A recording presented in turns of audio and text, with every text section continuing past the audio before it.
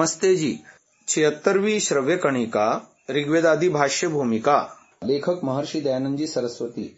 भूमिका भास्कर। लेखक स्वामी विद्यानंद जी सरस्वती। हम तृतीय अध्याय में अथ वेदानाम नित्यत्व विचारः पढ़ रहे हैं।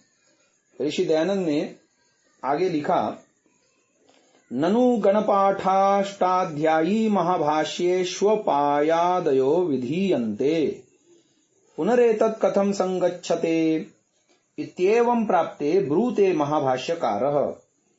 सर्वे सर्वपदादेशा दाक्षीपुत्रस्य पाणिनेः एकदेश विकारे हि नित्यत्वं नोपपद्यते। इदं दाधाघ्वदाप् इत्यस्य सूत्रस्योपरि महाभाष्यवचनम् अस्यायमर्थः। सर्वे संघाताः सर्वेषां पदानां स्थान आदेशा भवन्ति, अर्थात शब्द संगातांतराणां स्थानेष्वन्ये शब्द संगाताः प्रयुज्यन्ते। तद्यथा वेदपार गम ड सु भू शप तिप इत्येतस्य वाक्य समुदायस्य स्थाने वेदपारो पारगो भवत् इतीदं समुदायान्तरं प्रयुज्यते। अस्मिन् प्रयुक्त समुदाये गम ड सु शप तिप इत्येतेषाम् अम ड उ श प इ प इत्येते अपयन्तीति केषाञ्चित् बुद्धिर्भवति। सा भ्रममूलैव अस्ति। कुतः शब्दानाम् एकदेश विकारे च इत्युपलक्षणात्। नैवं शब्दस्यैकदेशापाय एकदेशोपजन एकदेश विकारे सति दाक्षीपुत्रस्य पाणिनेराचार्यस्य मते शब्दानाम् नित्यत्वमुपपन्नं भवत्यतः। तथैवाडागमे भू इत्यस्य स्थाने भो इति विकारे चैवं संगतिः कार्येति।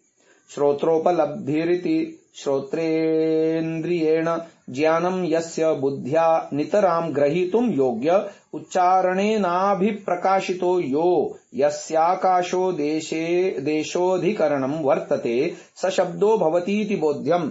अनेन शब्दलक्षणेनापि शब्दो नित्य एवास्तीत्यवगम्यते। कथम् उच्चारण श्रवणादि प्रयत्न क्रियायाः क्षण प्राध्वंसित्वात् एकैकवर्णवर्तिनी वाक् इति महाभाष्य प्रामाण्यात् प्रतिवर्णं वाक्क्रिया विपरिणमते। अतस्तस्या एवानित्यत्वं गम्यते न च शब्दस्येति। इसका आर्य भाषा में भी भाषार्थ लिख रहे हैं। गणपाठ, अष्टाध्यायी और महाभाष्य में अक्षरों के लोप, आगम और विकार आदि कहे हैं।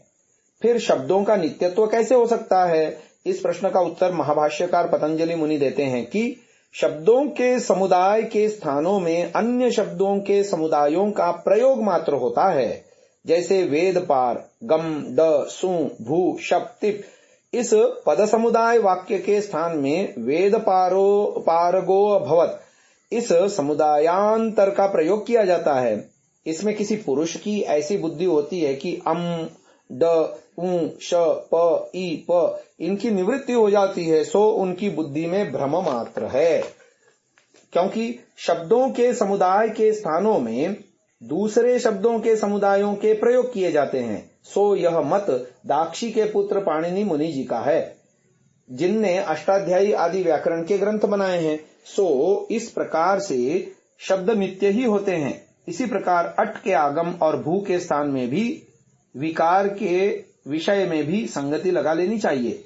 तथा कान से सुन के जिनका ग्रहण होता है, बुद्धि से जो जाने जाते हैं, जो वाक इंद्रिय से उच्चारण करने से प्रकाशित होते हैं और जिनका निवास का स्थान आकाश है, उनको शब्द कहते हैं। क्योंकि जो उच्चारण और श्रवण आदि हम लोगों की क्रिया है, उसके क्षणभंग होने से अनित्य गिनी जाती है। इससे शब्द अनित्य नहीं होते, क्योंकि यह जो हम लोगों की वाणी है वही वर्ण वर्ण के प्रति अन्य होती जाती है, परंतु शब्द तो सदा अखंड एक रस ही बने रहते हैं।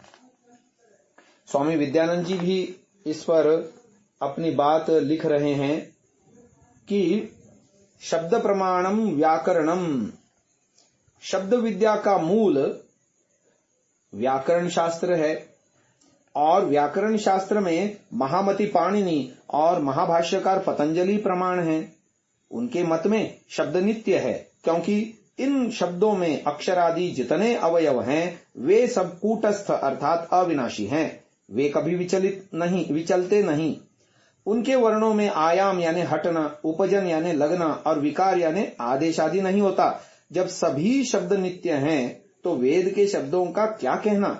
ऋषियों के आत्मा में परमेश्वर ने उनको उत्पन्न न करके केवल प्रकट किया, इसी से वे ब्रह्म निश्वसित कहाये।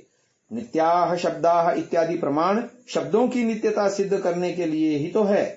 तो श्रोत्रोपलब्धि इत्यादि वर्ण ध्वनि से प्रकाशित आकाश में रहने वाले वर्णों की नित्यता को सिद्ध करने के लिए है। हमारी उच्चारण, श्रावण आदि क्रिया क्षणध्वंसी है। एकैक वर्णवर्तिनी वाक, महाभाष्य 1.4.109। इस प्रमाण से वाक क्रिया में विपरिणाम होता है। वाणी क्रमशः एक एक वर्ण का उच्चारण करती है, एक के नष्ट होने पर अन्य वर्ण का उच्चारण करती है। इससे वाणी की क्रिया अनित्य सिद्ध होती है, परंतु वाणी से प्रकाशित आकाश में रहने वाला शब्द नित्य ही है। आकाश देशाधिकरण शब्द आकाश का गुण है, तो जब तक आकाश रहेगा तब तक वह शब्द भी रहेगा। वही शब्द तालु आदि अभिघात के द्वारा उच्चार्यमान होकर श्रवण के द्वारा गृहीत होता हुआ हमारी क्रियाओं से जन्म होने से क्षणभंगुर हो जाता है। इससे शब्द का अनित्यत्व नहीं होता, केवल उसकी उद्भूतता ही नष्ट होती है। टार्च से घड़ा प्रकाशित होने की स्थिति में टार्च के बुझ जाने पर वह घड़ा नष्ट नहीं हुआ कहा जा सकता। ध्वनि प्रकाशक है, शब्द प्रकाश्य। टॉर्च के समान ध्वनि आकाश में सदा वर्तमान शब्द को प्रकाशित कर देती है। ध्वनि के न रहने पर शब्द बना रहता है। आकाश गुणक एक रस शब्द अखंड है। इस प्रकार वाक क्रिया के अनित्य होने पर भी एक एक वर्ण से निर्मित पद वाक्य समूह वाले वेदों का नित्यत्व अक्षुण्ण है। शब्द का श्रोत्रोपलब्धि इत्यादि लक्षण आदि सृष्टि में ऋषियों के अंतःकरण में परमेश्वर द्वारा वेदों के संक्रमण की प्रक्रिया पर नहीं घटता। यह पहले ही वेदोत्पत्ति प्रकरण में व्याख्यात है। पर वर्ण समूह शब्द सभी नित्य नहीं हैं। वैदिक तथा संस्कृत शब्द नित्य हैं। संस्कृत से बिगड़कर जो शब्द बने हैं वे नित्य नहीं हैं। महाभाष्य में सर्वेषाम शब्दानाम से सभी संस्कृत के शब्द अभिप्रेत हैं। जब संस्कृत के भी सभी शब्द नित्य हैं तो उनके भी मूल वैदिक शब्दों का तो कहना ही क्या। वे तो ईश्वर विरचित होने से सर्वथा नित्य हैं। व्याकरण में बहुत से आगम आदेशों का निर्देश होने से शब्द के नित्यत्व में शंका हो सकती है। आगम पहले से न होकर बाद में आता है और आदेश में कोई अक्षर पहले होकर नष्ट हो जाता है। जैसे अभवत में अट का आगम हुआ है और भू धातु के उकार के स्थान में ओ यानी भू के स्थान में भो आदेश हुआ है। इस प्रकार के विकारों के रहते शब्द को नित्य कैसे माना जा सकता है। वस्तुतः अनागमकों के लिए सागमक आदेश होते हैं।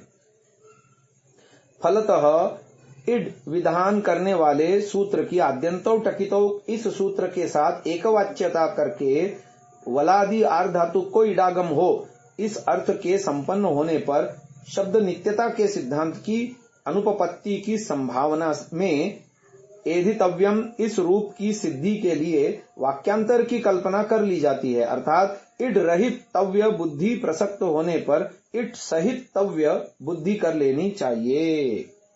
आज की इस चर्चा को यही विराम देते हैं। ओम।